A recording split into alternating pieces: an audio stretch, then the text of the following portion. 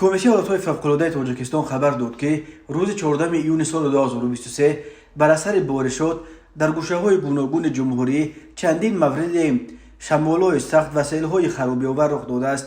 این یاد گفت در این آفت‌ها خوشبختانه کسی آسیب ندیده است. از جمله شام 14 ایون ساعت 20:16 دقیقه در حدود دهه نیمج جماعت جفر نویه رشت سیل آمده است و در نتیجه 5 بنای استقامتی، 20 تولی و 5 هکتار زمین کشزار زیر آب مانده، 10 سر چاروای کلان و 20 سر چاروای خرد ساکنان در این سیل نابود شده است. در حال حاضر در جای حادثه کمیسیون حالتهای فوق‌العاده نویه رشت برای حساب و کتاب مبلغ ضرری رسیده به ساکنان و خواجگی‌ها دست به کار شده است. نیمه دوم روز 14 ایون ساعت 12:40 دقیقه در کیلومتر 250 راه دوشنبه وحدت لخش در موضع جماعت سرخاب نویه لخش به سبب بالا رفتن حرارت هوا سیل آمده و مجرای دریای سرخاب را بست. در نتیجه آب تقریبا 350 متر راه را شسته، 2 ستون برق و علاقه و قریب 300 متر ناقل ها را خراب کرد.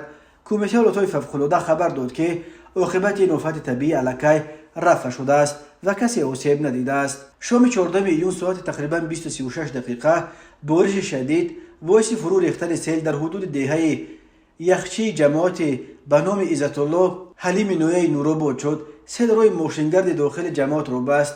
در جای حادثه کمیسیون حالتهای فوق‌العاده نویه نورآباد کار میکنند. رفع عاقبت‌های سیل ادامه دارد. این سیل خسارات و تلفات دیگر نداشت. شام 14 ایون ساعت 19:50 دقیقه سیل 4 قطعه روی لب جر سنگوار را در کیلومترهای 9، 27، 39 و 55 شسته باعث منع روی ماشین شد. خدمات رای وزارت نقلیات بر رفع عاقبت‌های این آفت طبیعی مشغول است. کسی آسیب ندیده است. همچنین روز 14 ایون شمال سخت باعث کندن بام خانه‌ها و افتیدن درخت‌ها در پایتخت شهر دوشنبه شد. از جمله ساکنان بناهای رقم 64 68 93 از کوچه فردوسی زنگ زده درباره در حالت صدمه‌ای قرار گرفتن بمب‌های خانه‌هایشان خبر دادند.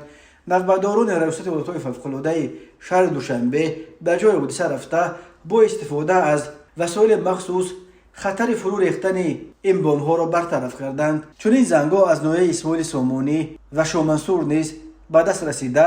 نجات بخشان همچنین در نزد مغازه زیبا در نوعه فردوسی یک درخت بزرگی را که به بالای راه افتاده راه را بسته بود از بین برداشتند.